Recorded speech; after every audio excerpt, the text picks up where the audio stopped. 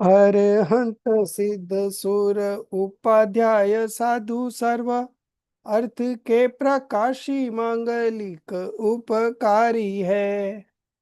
तीन को स्वरूप जानी रागते भई जो भक्ति काय को नमाए स्तुति को उच्चारी है।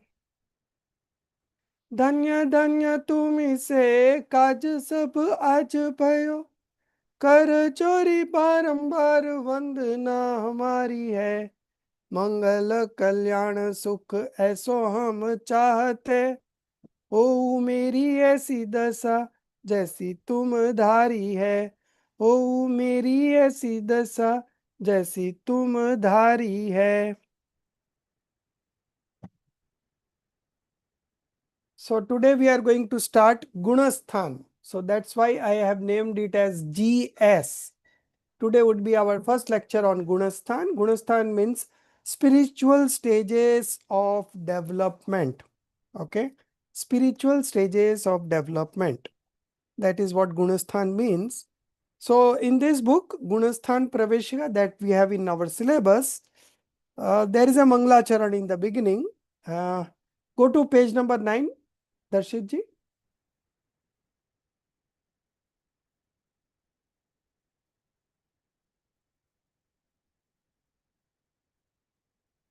Next, 9.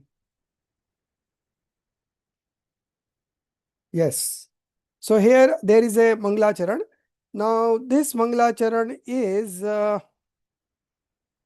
taken from Samyak Gyan Chandrika Pithika. Okay. So Samyak Gyan Chandrika is a commentary on 5 scriptures written by Acharya Nemi Chandra Siddhant. Okay. So that Acharya Nemi Chandra, he wrote 5 books. Gomatsar Jeev Kand, which we have in syllabus in Sem 10. Then Gomatsar Karm Kand, then Shapnachar, Triloksar, Labdichar also. Labdisar also. 5 books were there. So, so the commentary on those 5 books is a combined commentary by the name of Samyak Gyan Chandrika, written by Pandit Todar Malji. So in this semester, we are not going to read Moksha Marg Prakashak, but through this Gunasthan Praveshika, the preface is adapted from Samyak Gyan Chandrika. In this preface, there are 28 questions raised by Pandit Todar Malji because he wants people to get deep into Karnanuyog. Okay. So there was a general tendency at that point of time that people used to avoid Karnanuyog, and people were more interested in Dravyanuyog, Charnanuyog, and Prathmanuyog, because Prathmanuyog everyone is interested because it's on the stories and biographies of great personalities. Charnanuyog is about the conduct, okay, conduct of a householder or a monk. That also people were very interested because most of the time they were following the rituals only. They never had this inclination to understand the true spirituality, that is Dravyan Yoga, metaphysics. Okay, so people were interested in that, and then Dravyan Yoga also to some extent people were interested, but Karnan Yoga, when it comes to Karnan Yoga, they were not interested, because one thing is that Karnan Yoga is a bit difficult. It explains everything as seen by the omniscient, which in reality we feel that this is all imagination. But no, nothing in Jinwani is from imagination. It is all from the divine sermons of these Tirthankars. Okay. And through that lineage of acharyas and scholars, it has come to us. So in actuality, in reality, it is the sermons of Tirthankars only. Okay. So that was there. So Samyak Gyan Chandrika we are going to begin with, and that has been made as the part of this Gunasthan Praveshika, Those questions are very interested. Gunasthan is a topic of which exposition? Anyone? Which Anuyog? Gunasthan.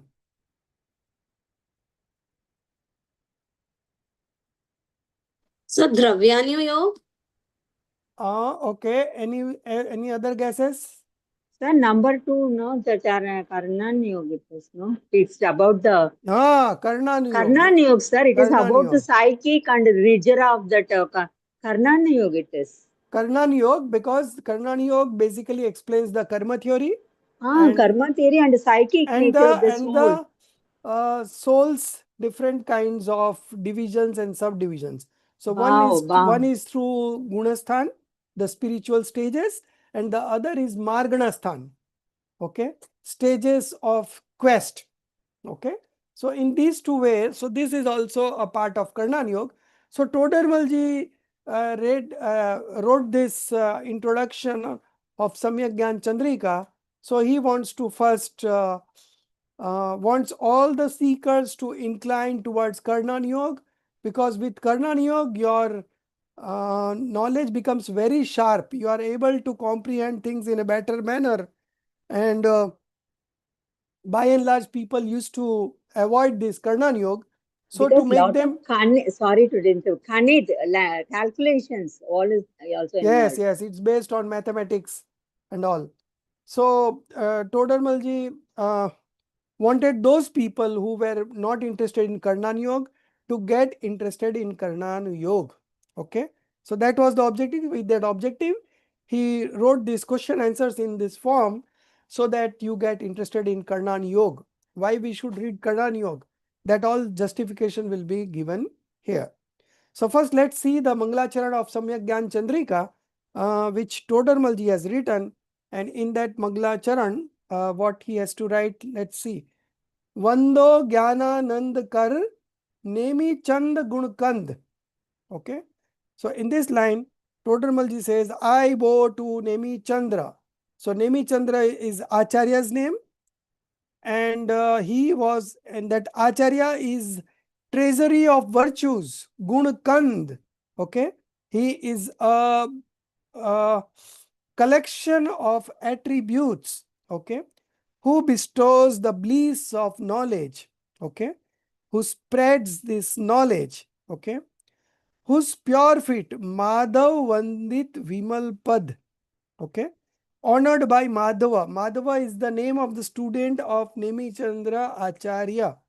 Okay, for that purpose only he wrote this uh, Gomatsar Jeev Kand. I think Gomatsar Jeev Kand, Gomatsar Karm Kand were written for his student King Gomat. Okay, so it's named as Gomatsar Jeev Kand and Gomatsar Karm Kand. Honored by mother, bring joy like an ocean of merit. Punya Payanidhi Nanda. So in the invocation, Todarmalji bows down to the Acharya who had written these 5 scriptures, Gomatsar, Jeev Kand, Karma Kand, Sapna Sar, Labdhi Sar, Trilok Sar, all these 5 scriptures and their common commentary book, that is Samyak Gyan Chandrika. Okay, so this is the first meaning of the first word. Then second verse, second he is bowing to the Aryant, third he is bowing to the Siddh, fourth he is bowing to the Jinvani Shastra, then fifth he is bowing to the Guru, and last one is the concluding part. So 6 stanza in all. So first stanza we have seen that he first bows to the Nemi Chandra Acharya. Now alternatively there is another meaning to this verse, and Nemi Chand here means Tirthankar Nemi Nath. So if you consider Nemi Chand as Tirthankar Nemi Nath, then Madhav would be Sri Krishna. Sri Krishna's other name is Madhav. Okay, and Sri Krishna was a student of Tirthankar Nemi Chandra. He was a cousin of Nemi Chandra, and he was also a student of Sri Nath Bhagwan. Okay, so these two interpretations are available. Then we move on to the second verse where he is going down to the Arhant. Dosh Dahan, destroyer of faults. Gun Gahan Dhan, adapter of virtues. Gun Gahan. Gahan, here it is written as dense with. So you cut down dense with virtues, you write it down. Adapter of virtues. So Aryant, who is Aryant? Aryant is a destroyer of faults and adapters of virtues, means good qualities. Remover of enemies and afflictions. Ari Kari Hari Arhant.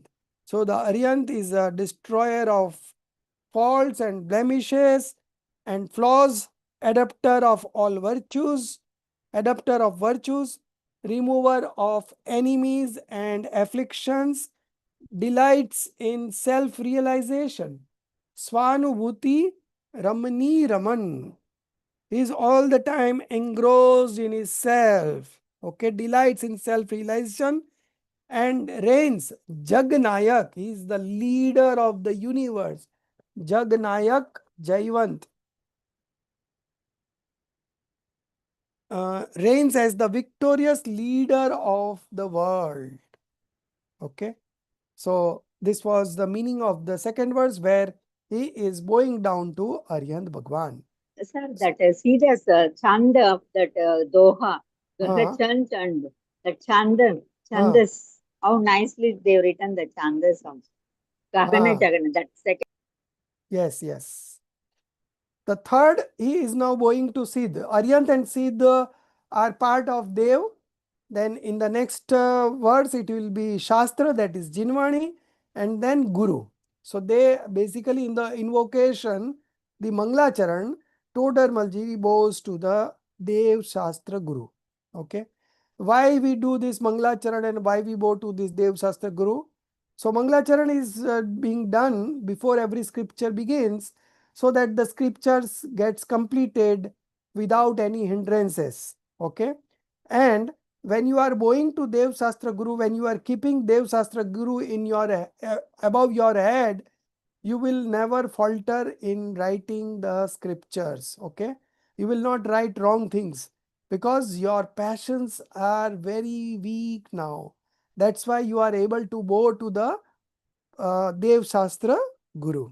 Okay, so Manglacharan is done. The third verse is about the Siddh Bhagwan, the liberated souls. Okay, Siddh Suddha Sadit Sahaj.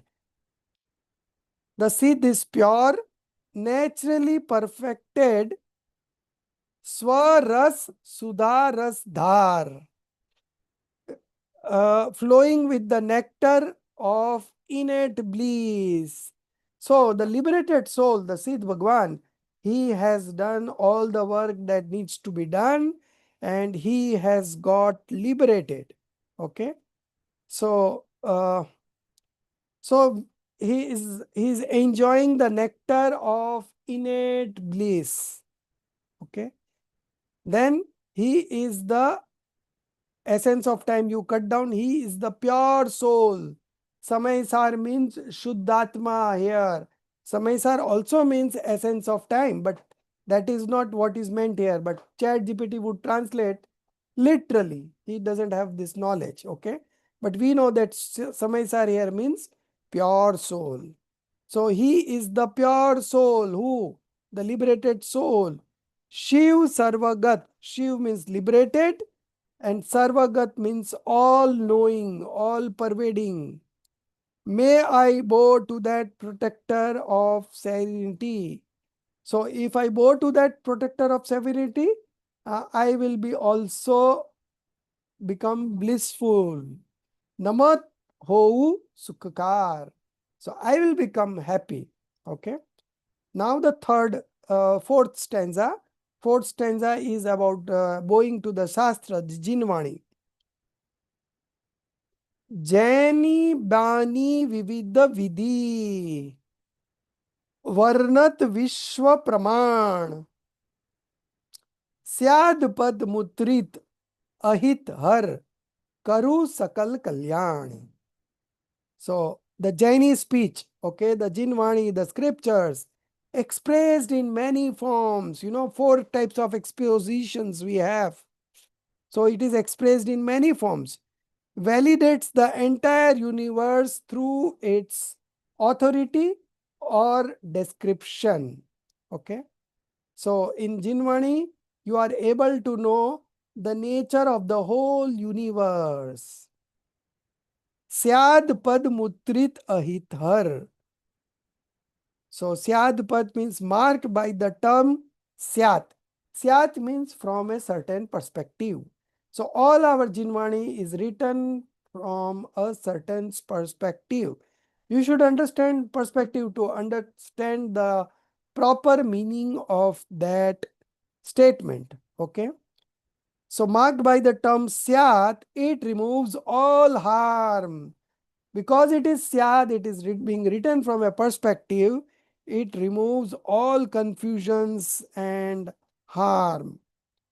May it bring about the well-being of all. Let the whole, let the all the souls of this universe progress in their spiritual field. Okay, that is what is being expressed here. Now we will see what he has to say to the guru, the monk. Okay. Jain मैं नमो नगन जैन जन नगन Jain naked. So I bow to the sky clad Jain sands. So then it's not said naked, but they say call it as sky clad. Okay, because they are not wearing anything. Immersed in the wealth of knowledge and meditation. Gyan, dhyan, they have only two jobs to do. Either they are studying, that means they are knowledge, they are indulging in acquiring knowledge, or dhyan. Dhyan is meditation. Only two jobs. The monk has only two jobs. One is to acquire knowledge, either reading or teaching or contemplating, and the next job is meditation. So most of the time they are into meditation, but when they are not able to stay engrossed in the self, they do come out. But while they come out, they either get get themselves involved either in teaching or in writing some scriptures or reading for the self. Okay, and their purpose is to again get into the immersive state. Okay, so sooner or later they get into the immersive state. Again they come out, again they go in. So this way they oscillates between sixth and seventh stage of spiritual development continuously. In every 48 minutes they touch the seventh spiritual stage and then again come back to the sixth stage. So 6, 7, 6, 7 is the journey of a monk.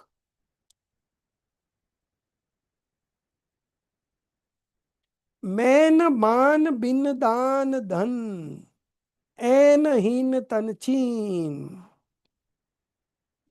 Free of pride, rich only in generosity, their bodies stripped of attachment and ego. Okay, so they have got rid of attachments and ego. So this is all about monks. They are free of pride and rich only in generosity. Okay. Now the last one is the conclusion of all these 5 verses that has been written. Iha vidhi mangal karan te sab vidhi mangal hot. Hot udangal duri sab tam jo bhanu udyot. Thus does this method bring auspiciousness in every way. So when you do this kind of invocation of blessings, automatically this brings auspiciousness in every way. It dispels all obstacles. Okay, so your journey is smooth. Just as the rising sun removes darkness, similarly this knowledge removes all kinds of ignorance. Okay, so this was the meaning of the 6 words of Mangalacharan of Samyak Gyan Chandrika Pitika by Pandit Todarmal ji. Now there will be questions following up, 28 questions in all. Let's see how much we are able to do today. So now we will start the reading and up to question number 1, you should read. I'll begin with Rajeshri ji. From where do I start, sir? Now having Completed the auspicious invocation, I undertake the effort of composing a vernacular language, commentary on the river Gomatsar, also known by its alternate name Pancha Sangraha. This scripture is like an ocean, so vast that even beings endowed with exceptional intellectual strength find it difficult, and I, though lacking in intellect, have resolved to eliminate its meaning through this commentary. Such a thought is like how someone attempting to describe all the infinite attributes of the Jinendra Dev. But how could that ever be possible? Question. If it cannot be done, then why are we making the effort? Answer. Just as one does not have the capacity to describe all the infinite attributes of the Jinendra Dev, yet a devotee compelled by devotion still describes them to the best of his understanding. In the same way, though I lack the ability to illuminate the complete meaning of this scripture, I shall, moved by deep affection, present its meaning according to the limits of my intellect. Shall I continue or stop? second also you read. Second question. If you are indeed motivated by devotion, then study the scripture, but according to your understanding. But is it proper for someone lacking intelligence to undertake a commentary? Answer. Just as in school, where many children study, if one child lacks special knowledge, yet has studied more than others, he becomes eligible to write or explain for those who have studied even less, so they may reach to his level of understanding. In the same way, though I do not possess exceptional knowledge, due to the constraints of the times, there are and will be those with intellect even weaker than mine.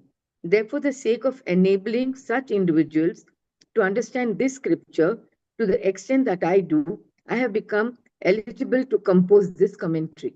Stop.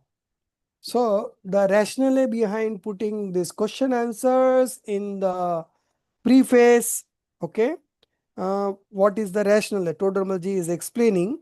Now this vernacular language is the local dialect, okay, Desh Bhashamai Granth. So Desh Bhashamai Granth, everyone can understand because that is the dialect that they talk in, in their common parlance, right? So everyone could understand that. Sanskrit, not everyone can understand. So the scriptures were in Sanskrit. Gomatsar, Jeev Kand, Karm Kand, they were written originally in Sanskrit.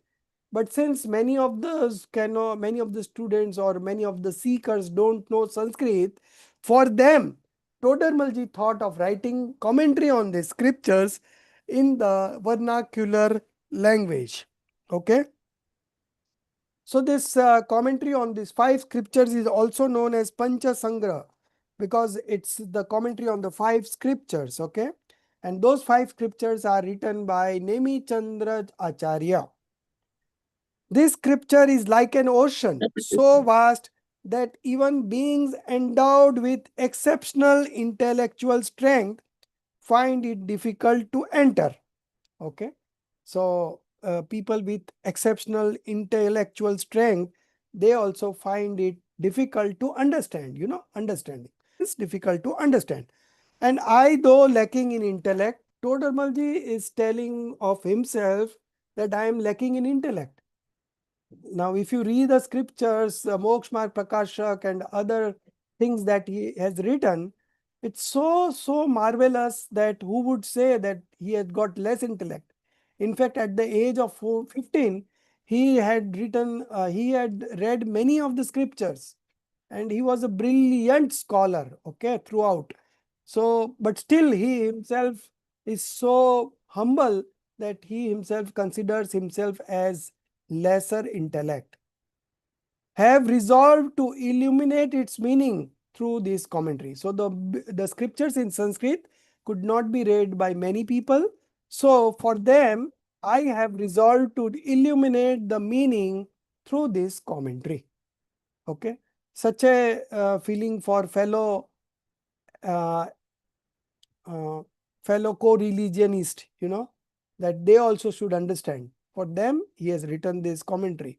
And mind you, if the Moksha Marg Prakashak would not have been with us, we would have been very poor in understanding the scriptures. Okay, so that scripture, although incomplete, but that has shown us the way how the scriptures had to be analyzed and interpreted. Totamilji teaches us all the methodology.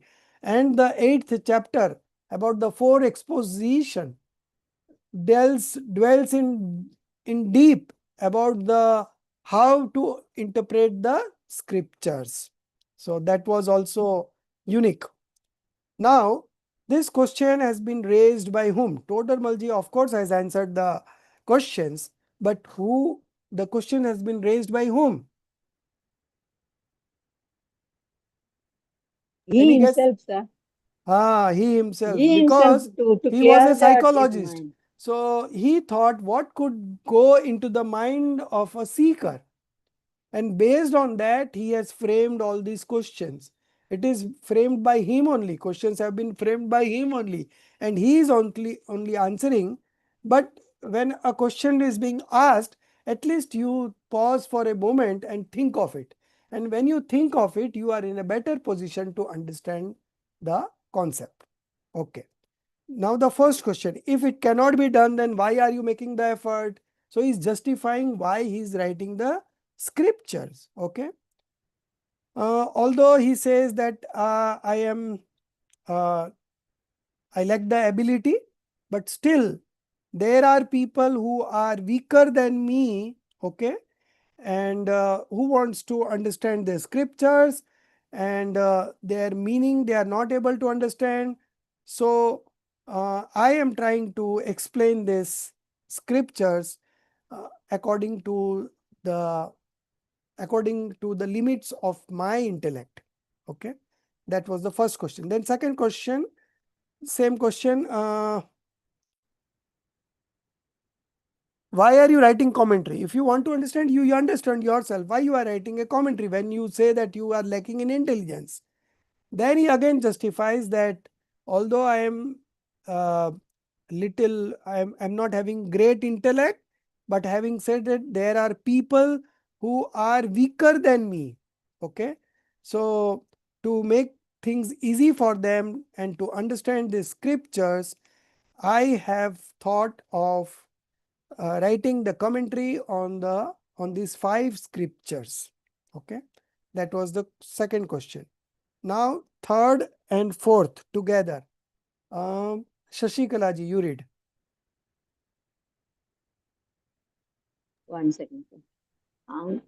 Just as when we used to just pull that, no? You Yeah, have you have taken a resolved. printout, Shashikala ji? No, sir, I will be taking afterwards only. Why? Together only I will be taking, because But you can I'm take in having 2 parts, no? You can take it 2 parts. binding. The spiral Okay, bind, they again will include those pages in that spiral binding. no problem. Okay. Okay. I will do it. No problem. I thought of doing it. How many pages are there? I think. Okay, no problem. It's all right. I think about 25. How much? I think 75 pages. Okay. Yeah, 23 pages actually. So in mine it is 83 pages. So Okay. maybe 75 pages. So you can straightway print the page from here, page number 9, No, front sir. Let it be from the beginning. We'll be knowing who are done this. No problem. Okay, okay. I have done that. So, but you must take printout. Last week I've been repeatedly reminding that take printout, take printout, take printout. So you should take out. You can take out up to page question number 110. Okay. So Darshit, you are up to what question number?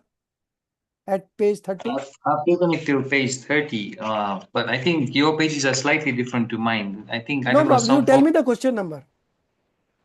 Question 36. 36. So up to 110 you can take out. Okay. So you can do in 2 part. Okay. You Okay, take sir, out no problem. you take out 40 pages first, and then in the next segment you take out 40 pages, because this 40 pages we will be taking 2 weeks to study. So in meantime, the other part will also be ready. Okay. No problem. So the lady who was translating, she has gone to USA. So the ending could not be done. So only problem. I think few pages are left over, but that is what everyone is doing, voluntary work. So how we cannot say anything, right? At least they are doing for us. Otherwise, I would not have been able to teach you only, right? So 3 and 4 questions. Now you read from the screen, but next time I want each and everyone to have printout. You Okay. have resolved to understand this task, but as when small or ordinary person aspires to carry out a great task, errors inevitably occur. The whole effort becomes a source of ridicule. In the same way, since you, though lacking in intellect, are proposing to comment upon the scripture, there will certainly be mistakes, as it too will become an object of mockery.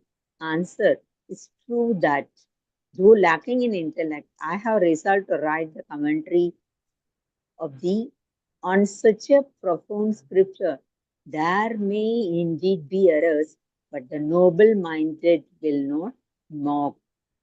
Mock means laugh. Laugh. Yeah, just as when a student who has studied more than the others makes a mistakes, wise elders think he is but a child. Mistakes are expected.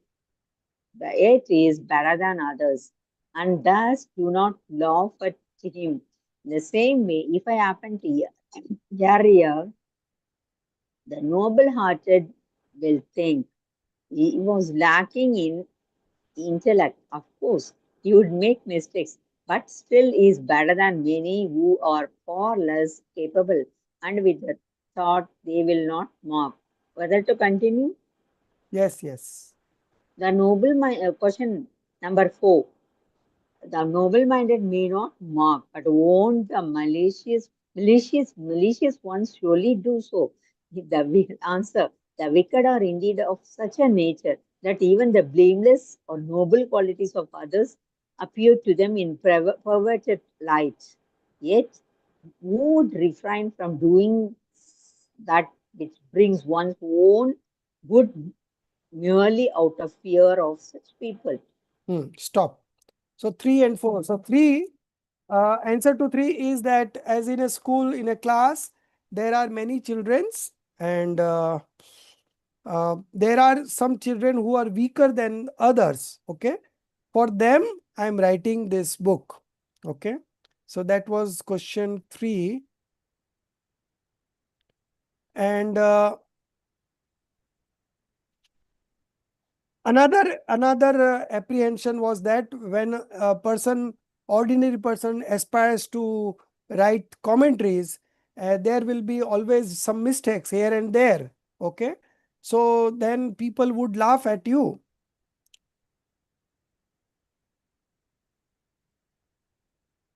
So why are you doing that?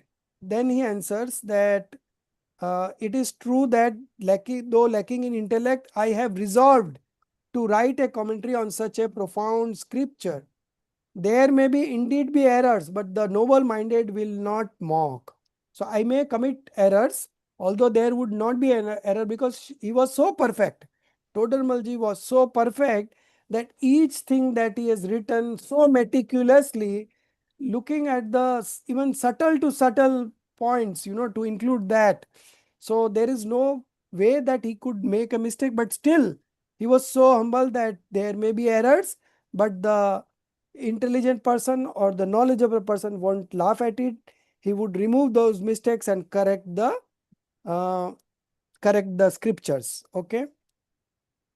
Then the fourth question: the noble-minded may not mock because they are generous people, but won't the malicious one surely do so? Okay. Durjan, dusht, crooked persons. Okay. So answer: the wicked are such that even the innocent or virtuous qualities of others appears distorted to them. So the mind of the wicked people are so corrupt that they cannot appreciate good qualities of other person also. Okay. So even the good qualities of other persons appears to be distorted to them. Okay. But who would refrain from doing something that brings personal benefit merely out of fear of such people?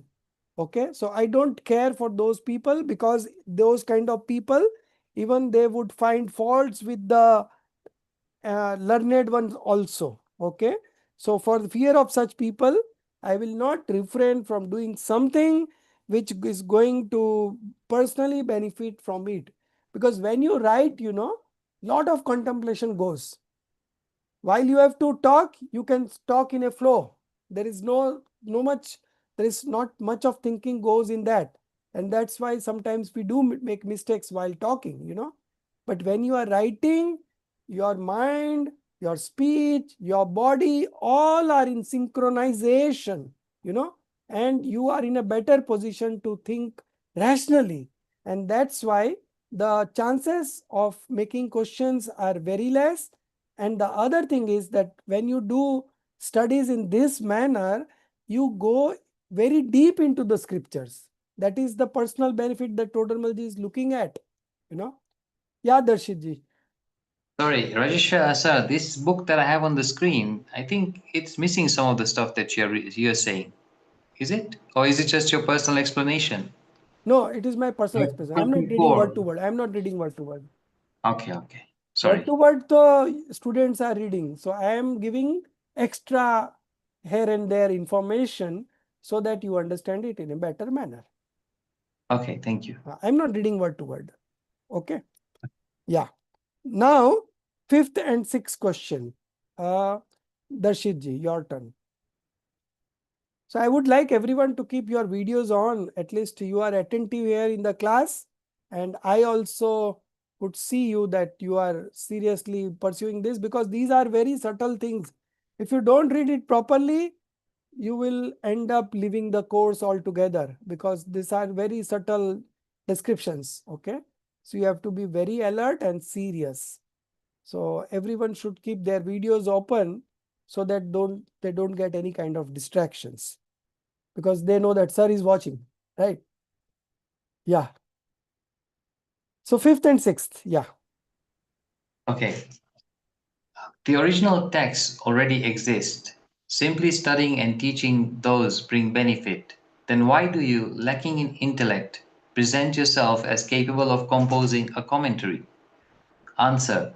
Engaging deeply in the study of a scripture makes one especially attentive when attempting its commentary, and the meaning too becomes more clearly understood. The opportunity to guide others in scriptural study is rare, and even when such a chance arises, it usually benefits only a single individual. But when a commentary is composed, many beings over time can come to understand its meaning. Therefore, I write this commentary for the sake of my own benefit and that of others. There is no intention of self-importance at all. Stop. Question. So Okay. sixth question you only will read, but let me finish there, no? Then I have to read certain portions to um, remember it, okay? So the question was that the original text already exists in Sanskrit. So why lacking in intellect? Lacking in intellect word is being highlighted everywhere, everywhere, everywhere. So Todarmalji is himself depicting as lacking in intellect, although he was the most intelligent. Okay. So this is the kind of humbleness Pandit Todarmalji had, although he was so good in knowledge, but still he considered himself to be lacking in intellect. So, what is the benefit of writing a commentary? So two reasons given. One is that when I write the commentary, I am more attentive and the meaning to becomes very clear to me. That was the personal benefit. The other is that the opportunity to guide others in scriptural study is rare. If somebody would like to listen, then only you will relate to him, no? Darshitji, your friend says that let's talk something about the movies, not Darshitji about the scriptures. then what you will do? You have to stop it, right? So if somebody is willing to listen, then only you are able to say no. So this is also very rare. The opportunity to guide others in scriptural study is rare. Okay. And when such a chance arises, it usually benefits only a single individual, because it will benefit only the individual to whom you are talking, right? But when you write down a scriptures, for centuries, it is going to help us, you know. Now this platform of Jeev, you know, that has been launched. Now, not many people are taking, not many people are using it right now. But in the coming days, like 25 years down the line, when people will be more good in English, okay. 5 years ago, there was no English batches going on in Parmagam. It has been started just, we are in the third year. So one batch is before us, okay. And that batch runs from Chennai. Priya Darshana madam takes it. But Priya Darshana madam never bothered to translate any of the scriptures. What she does is she reads the Hindi scriptures and she then explain it on its own in English and little bit of Hindi. But I thought, you know, when we are teaching in English, we should have the scriptures also in English. So it's taking a Sir, lot of. can I tell you? She's a professor also in the university. Yes, So she yes. teaches over there. So I think so, lack of time, she's not able to. She's a professor in the Madras University. So She's HOD. we have a She's translation team in Parmagam. HOD. We have a translation team in Parmagam, and they are doing it. Okay, I'm just reviewing it. So, but now she's so good, as you said, ki she's teaching Jainism for 30 years. So she knows all the terminology, right? So for her, directly teaching from Hindi is also good for him. Okay. No, But she used to take classes for us in a Jain temple. She used to yes. come to our temple in Mylapore, and she used to take classes 3 years. She had students in Mylapore. She used to come twice a Hindi or week. English? Hindi and English both. Hindi, basically Hindi, because it's a Yeah. Marwadi temple. So Okay. basically, it was Hindi that she was teaching them in. So anyway, so this translation team is doing wonderful job. So that's why we are able to access to this. So what I was talking about, the opportunity to guide others in scriptural study is rare. Todamalji is highlighting this thing, and even such a chance arises, you could teach to only 1 or 2 person who is listening. But when you write a scriptures, it is going to help many people going forward, and that's what has happened. Todamalji wrote this Moksha Marg Prakasak 300 years ago, and today we are reaping the benefits of it. Without Todamalji, our what would say, we would have been incomplete. You know, it's such a nice scripture that it takes us to a different level altogether. Okay. So therefore, I read this commentary for the sake of my own benefit and that of others. There is no intention of self-importance, fame, power, money, nothing, no other objective, only benefit of own and others. And this kind of people, you know, go on to become Tirthankars, because Tirthankar has this feeling that let all the universe of let all the people of this universe become happy like me. As I have discovered my happiness in within me, let all the souls of this universe discover their happiness within themselves. So that is the feeling, and that's why they bind such karma that they become Tirthankar. And primarily, whatever we have in terms of preachings, all has come from Tirthankar. Okay. So they are basically the propagator of religion. Okay. Now the sixth question, Darshitji, you only read. It is true that this task brings great benefit, but if due to weakness of intellect an incorrect meaning is written by mistake, then wouldn't that result in great sin and thus lead to harm? Answer. The only one with complete and true knowledge of all substances is the Kevali Bhagwan. Others possess knowledge only according to the degree of destruction and subsidence of the Jnana Varna, knowledge obscuring karma. Hence it is possible that a meaning may appear incorrectly to them. Yet the teaching of the Jinadev is this. If due to faith in or obstinate attachment to the words of false deities, false teachers, or false scriptures, or due to anger, pride, deceit, greed, or emotions such as laughter or fear, one holds or teaches a contrary understanding, then that person is a great sinner. However, if without relying on a highly enlightened teacher or without having attained one's own exceptional level of destruction come subsidence of karmas, Shama, a subtle meaning appears otherwise to someone, and they believe it to be the true teachings of the Jinadev, and they hold faith in or share that meaning accordingly, then such a person does not incur great sin. This very teaching has also been stated by Acharya Sri Nemichandra in the Gomatsar Jivkand. So then, Samadhi. verse. Yeah. Yeah. You Read want me the to read the English word? one. English Okay. meaning.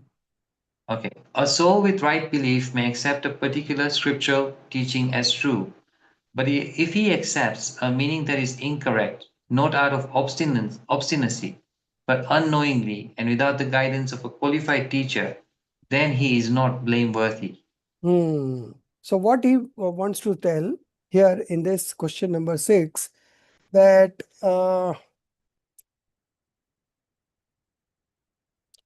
so if I commit a mistake, then it would be a great sin, and it will do harm to others. So this was the question raised by Todomaji himself, and then he answers that the one with complete knowledge is the Tirthankar, Kevli Bhagwan. Okay, so Kevli Bhagwan is no more here.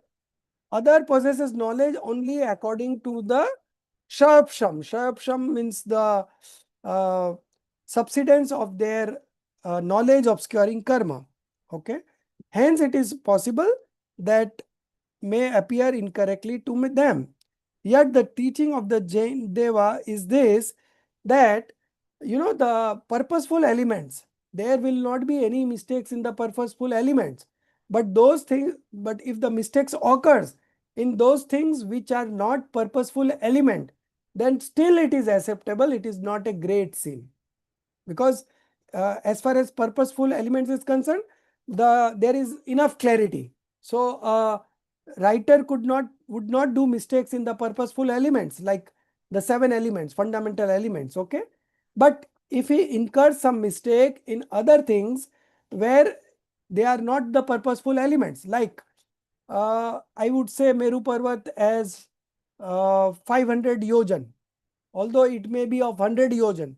Okay, but I would say 500 yojan. Does it make any difference in your spiritual understanding? No, because it is unpurposeful. Whether it is 100 or 500, it does not belong to me. That we need to understand, right? So if there is a mistake in that, then it is not a sin. That is what Todarmalji here wants to explain. That so even I am trying, there might be some mistakes, but the mistakes won't be in the purposeful elements. If a mistake would be there, it would be in some other unpurposeful things, and that is secondary. That is not a great sin if I do some mistakes in unpurposeful thing. Purposeful thing, I will not make any mistakes because I have got great clarity about it. That's why I am writing the scriptures. Okay. Now the question number 7. Priyanka, you read. You have taken a printout? No, you will not have time, right?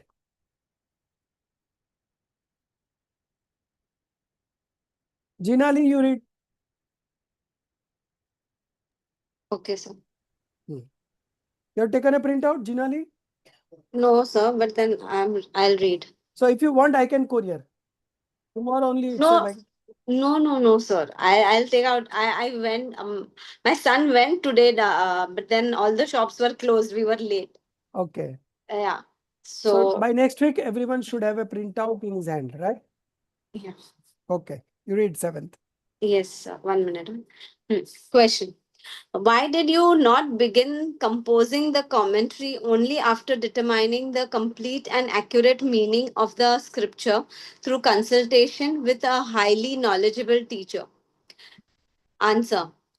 Due to the limitations of the current era, Kevalis and Shrut Kevalis are entirely absent, and even among the highly learned, very few are to be found. Those who do exist are located in distant regions, making access to them rare. Moreover, age, intellect, strength, and vigor have all become quite diminished. Therefore, as far as it has been possible, the meaning have been determined. The remaining ones are to be accepted as they stand in accordance with the authoritative texts. Hmm. Pramana. Okay. So seventh. So we will first understand the seventh only. Okay. So why didn't you consult any teacher and then you start writing it? Right. That was the question. So he says that right now there are no Kevlis or Sud Kevlis because we are into the fifth era, and fifth era has this limitation that there are no Kevlis and Sud Kevlis. Although the Digambar monks, Sklyked monks, they do exist, but they are very far in between and nobody has got contact with them. Okay. And even highly learned are very few to be found. Okay. There could be, but we have not found it. That is the tragedy. Okay. Those who do exist are located in distant regions. Okay. So in those days, communication was not that fast, it used to take so many times, so many days to reach one thing from here to there, making access to them rare. Moreover, age, intellect, strength, and vigor have all become quite diminished. So Todarmalji is saying this 300 years ago. So then I feel that we are so fortunate that due to the advent of Srimad Rajchandraji and Pujya Kanji Swami, we have got access to all kinds of scriptures. I feel now we are in the fourth era, because in fourth era there was no facility to, you can park your money in banks and enjoy life. In fourth era everyone has to work, but in fifth era we are so fortunate that we can study the whole day, and we have got access to all the scriptures, we have got internet, we have got recordings of lectures, so many things. So I think like particular this present phase, we are so fortunate to have to access to all these kind of association which were not available in the fourth era also. Okay. So from that perspective, we are more luckier than those people. So uh, so all those have become quite diminished. Okay. Therefore, as far as it has been possible, the meanings have been determined. Okay. So I'm not in touch with any other learned scholar, but I have myself done so much of analysis and explained in such a way that there are very few mistakes in that. The remaining ones are to be accepted as they stand in accordance with the authoritative text. Okay. So whatever was possible to simplify, Todarmalji has simplified, but the others that he has not been able to simplify, you have to accept as they stand in according with the scriptures. So right now we have this in Hindi also, in English also, plus we have the original scriptures also, Gomatsar Jeev Kand, Karm Kand, plus we have commentaries of Todarmalji on that also, and plus we have lectures of different scholars like Ujjala Ben Shah has got given lectures on this. Then I think Pandit Chabda ji has given commentaries on this. Then we have many others. Karnan Yog, there are many specialists and they all have contributed, and we have got enough references to refer to. Okay. So we are so fortunate. Now the next question number 8. Yeah.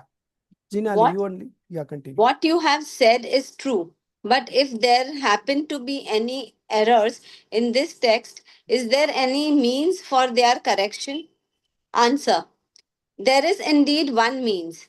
Since there is no direct association, Pratyaksha Samyoga, with the enlightened ones, Purusha, I make an indirect Paroksha supplication to them in this way. I am dull witted, man buddhi, lacking in special knowledge and devoid of discernment. I have not had deep study or practice of works on grammar, logic, mathematics, or religion. Hence, I am weak in ability. Yet, being driven by devotion to righteousness, I have undertaken the thought of writing this commentary. If anywhere there be errors or meanings expressed otherwise than intended, may the learned ones forgive me, remove those mistaken meanings, and establish the true interpretation. Thus, by offering such a humble supplication, a means for the correction of any possible errors has been undertaken. Hmm. So there is no direct guidance. So what Totamalji has done, that if anyone in future come across any mistakes, okay, they should correct it, and I will be grateful to them.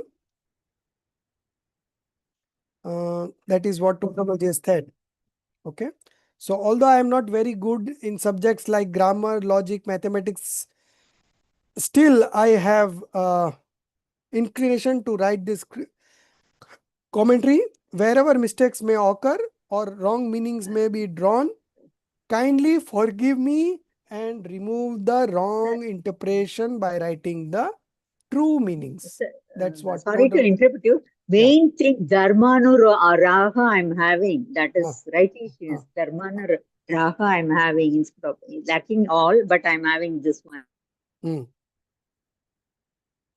So, Dharmanurag means you want to know the meaning of Dharmanurag? No. He's telling I'm having that much faith, Shraddha and faith. So I can in these all this I'm lacking like that. He's telling is it no like that no? So, devotion for religion is Dharmanurag. Okay. Yeah, that's. Devotion for religion. Okay. I'm having that one. It's maybe lacking all this mathematics, grammar, Yeah, everything. but his But I'm devotion for religion, because of that, he is writing it. yes, He's trying to make simple things for the. He knows that it is going to work, and he knows that he is not a uh, individual who is weak in intellect, right? But he is not mentioning himself. He is not praising himself. He is on the other hand, he is considering himself to be uh, very humble, and no kind of pride he possesses. So he writes in this manner. Now the ninth question, and Jinpriya, you read ninth, only ninth.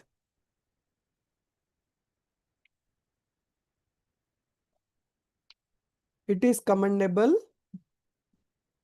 One second, sir. One second. You've taken a It is printout? commendable that you have resolved to compose a commentary, but for such a profound scripture, the commentary ought to be in Sanskrit. In a vernacular language, its depth and gravity will not be conveyed.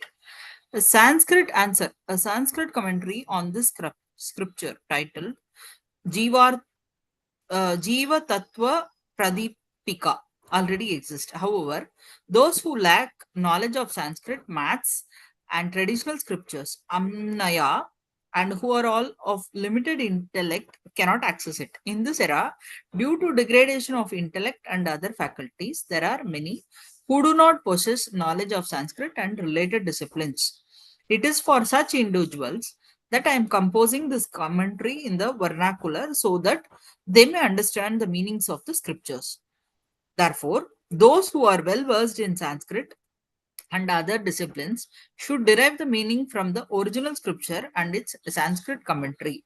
Those who lack such specialized knowledge may grasp the meaning through this vernacular commentary, and those who are otherwise knowledgeable in Sanskrit but due to lacking familiarity with maths and traditional scriptures are unable to enter the original text and commentary, they may use this vernacular commentary to gain understanding and then proceed to the original. Moreover, wherever a deep understanding is possible beyond what this vernacular commentary provides through the original scripture or Sanskrit commentary, let them pursue such means. So tautology is keeping the option open.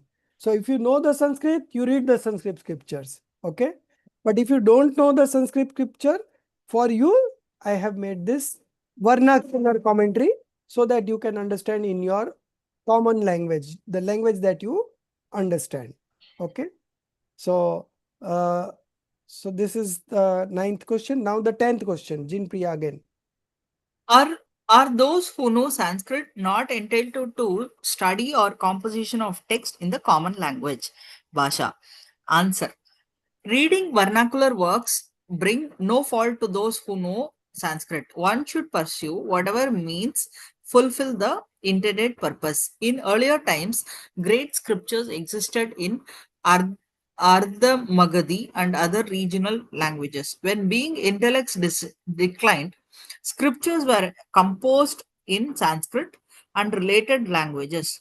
Now, with intellect diminished even further, the idea of composing text in the vernacular language has risen. Even the meanings of Sanskrit text are commonly explained to people through the vernacular. Hence, there is no fault in writing meanings directly in the vernacular itself.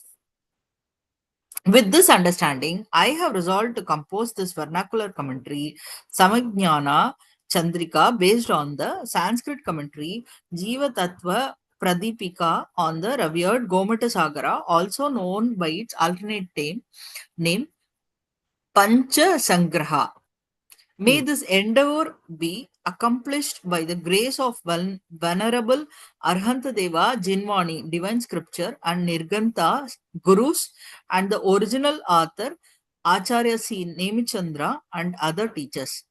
Now, let us guide souls towards the study of this scripture. O noble soul, if you truly desire your own well being, then study the scripture in the manner that truly brings about your benefit. The true welfare of the soul is liberation. Moksha, everything apart from moksha arises from external associations. It is perishable and filled with suffering. Moksha alone is one's intrinsic nature and it is imperishable, filled with the infinite bliss. Therefore, you might strive for the attainment of the state of moksha. That means to moksha are samyak darshana, samyak jnana, and samyak charitra. Right belief, right knowledge, and right conduct. The means to moksha. Okay, the means to moksha. Okay. The means to moksha, correct.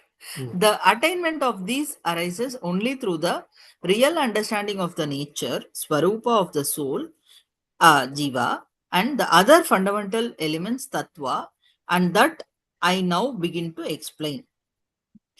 Belief in the fundamental elements, tattva, beginning with the soul, jiva, etc., is the right belief, samyak darshana. To hold the right belief, Shraddhana, without understanding is like believing in a flower growing in the sky. First comes knowledge, and then by forming conviction in accordance with that knowledge, true belief arises. Therefore, the knowledge of the fundamental elements, Jiva Adhika Tattva, presides a right belief, and that very knowledge becomes causal ground for the right belief in them, which is also known as right belief Samyak Darshana. Once belief arises, knowledge of Jiva and the other fundamental elements that follows is called right knowledge, Samyak Jnana. When one knows the fundamental elements, Jivadi, with right belief, the soul itself becomes naturally detached, Udasina, renouncing what is to be abandoned, Heya, and adopting what is to be accepted, Upadeya. Then right conduct, Samyak Charitra, arises. Right conduct does not result from ritual acts, Kriya Kanda, performed in ignorance. In this way, one should firmly conclude that the attainment of the means to liberation, moksha upaya, namely right faith, samyak darshana, right knowledge, samyak jnana, and right conduct, samyak charitra, arises only through the true understanding of the fundamental elements Jiva Adhika. Through the study of this scripture, the knowledge of these elements becomes authentic, Yathartha. The worldly existence is nothing but the relationship between the soul and karma. By knowing this relationship in its true nature and its cessation takes place, that itself is liberation moksha. Therefore, this scripture primarily represents a detailed exposition of soul, karma, jiva, and karma. Alternatively, it also contains true exposition of six substances, Sat Dravya, and the seven fundamental elements, Sapta Tattva. Hence, the study of this scripture is certainly to be undertaken. Now, there are many individuals who, due to disinterest in the study of the scripture, express opposing view. To them, we offer the following explanation. Many take the stance of favoring only Pratamana Yoga, narrative exposition, Karanana Yoga, conduct related, Charanana Yoga, conduct related exposition, Dravyana Yoga, ontological exposition, and thereby reject the study of the scripture, which belongs to the category of Karananu Yoga, analytical exposition. Among them, a biased. Stop. So Oh, now okay, is the question 11th 11. question, right? So 10th, Uh, let's time is also over. So let me finish this 10th one. So long answer. Okay. So first part is simple. Reading vernacular works being no fault to those who know Sanskrit. So those who know Sanskrit, they can directly read from the Sanskrit. But those who don't know Sanskrit, for them this vernacular work is helpful. Okay. So in earlier times, it was Ardha Magadhi. Okay. And then other religious languages. When the intellect level declined, scriptures were composed in Sanskrit and related language. Now with intellect diminished even further, the idea of composing text in vernacular language has arisen. So totally they are explaining that this was the need of the hour. So I did a commentary in a vernacular language so people at large can understand it. Okay. So with this understanding, I have resolved to compose the vernacular commentary. Okay. Based on the Sanskrit commentary.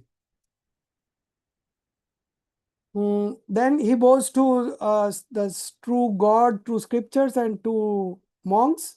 Okay. And the original author Nemi Chandraya and other such teachers. Then he says, now let us guide souls towards study of these scriptures. Okay. Then he addresses the noble soul, the seeker, that if you truly want to do your well-being, you want to progress in the spiritual path, then study the scripture in the manner that truly brings about your benefit. Okay. So you have to read the scriptures in the manner that not only you understand, okay, but you go deep into its contemplation so that you are able to understand it in a better way. The true welfare of the soul is liberation, moksha. Okay. So moksha, the liberation should be our ultimate target, and keeping that in mind,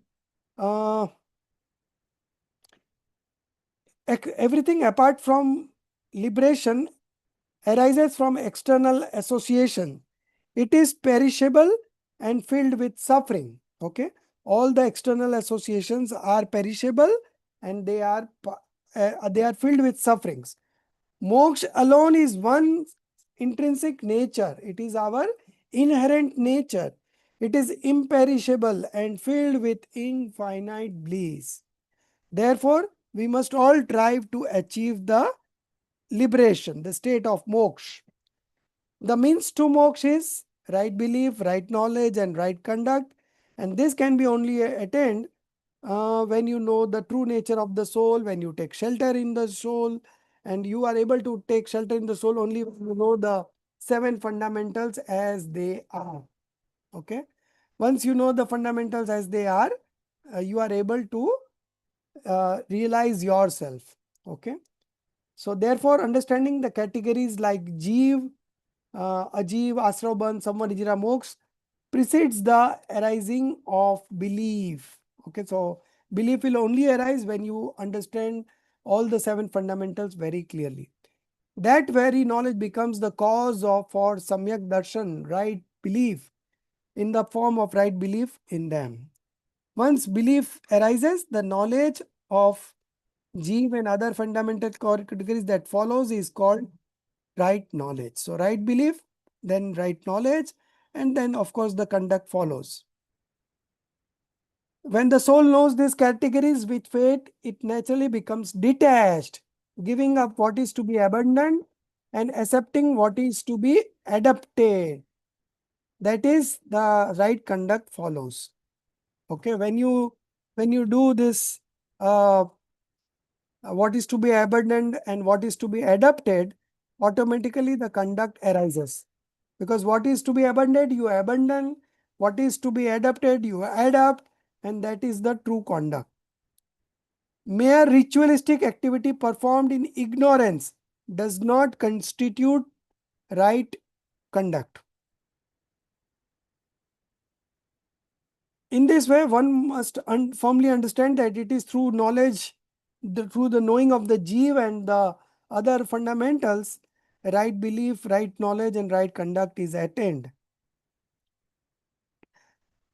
The cycle of transmigration is nothing but the connection between the soul and karma. Liberation is the state in which, through deeper understanding, this connection is entirely severed. Therefore, the scripture primarily deals with a detailed exposition of Jeev and karma. So, the soul has been wandering in transmigration just because of karma. So, Todarmalji tries to establish the relationship between Jeev and karma, and once you understand that distinction, then you are able to destroy all the karma.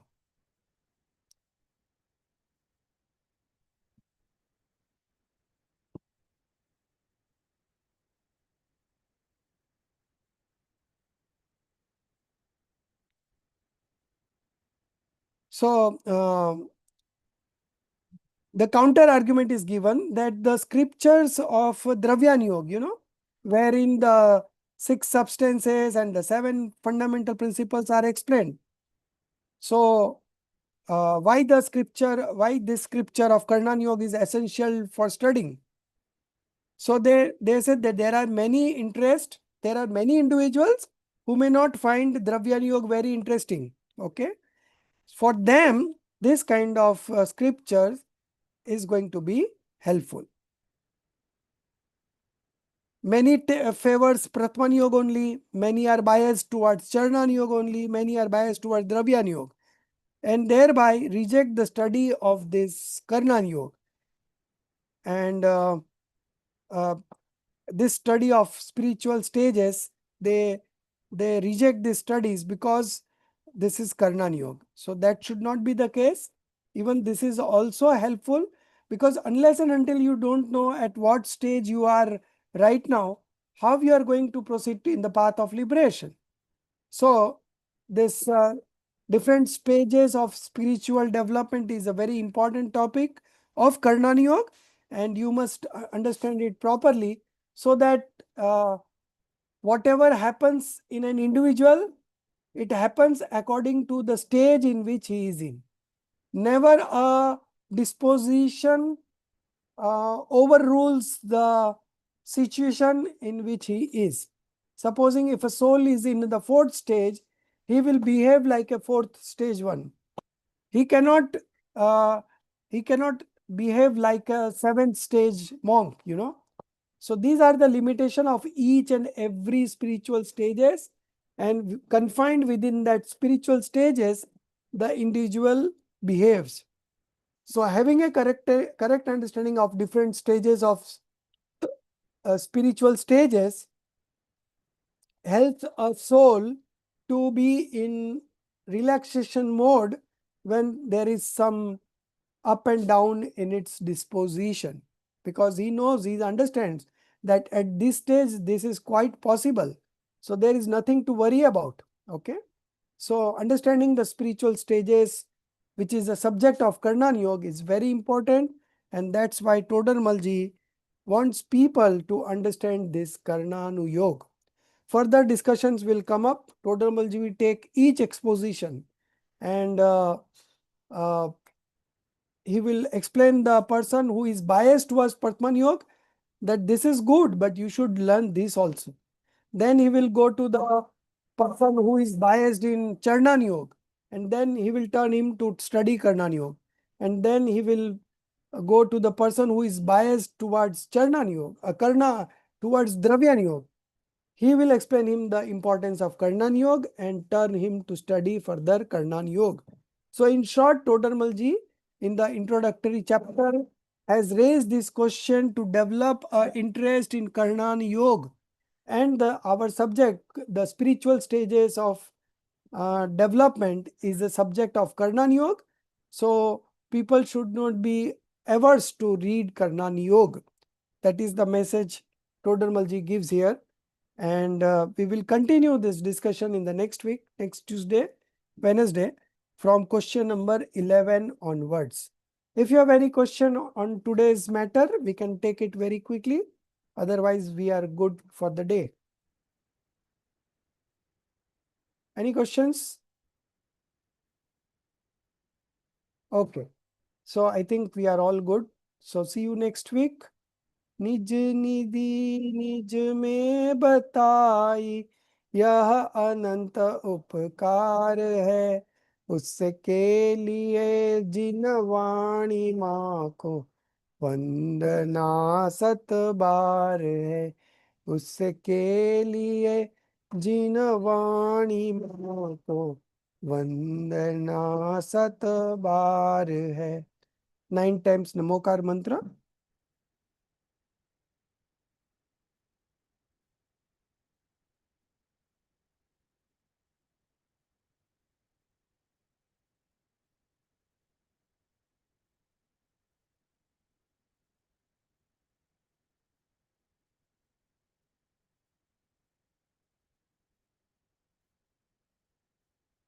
बोलो दात संगी जिनवाणी माता की जय.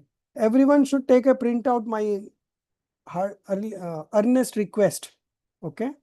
So you should take a printout and whatever important things you can write it down over there. So next time when you read it, understand there will be some corrections in between, that also I will tell. Okay.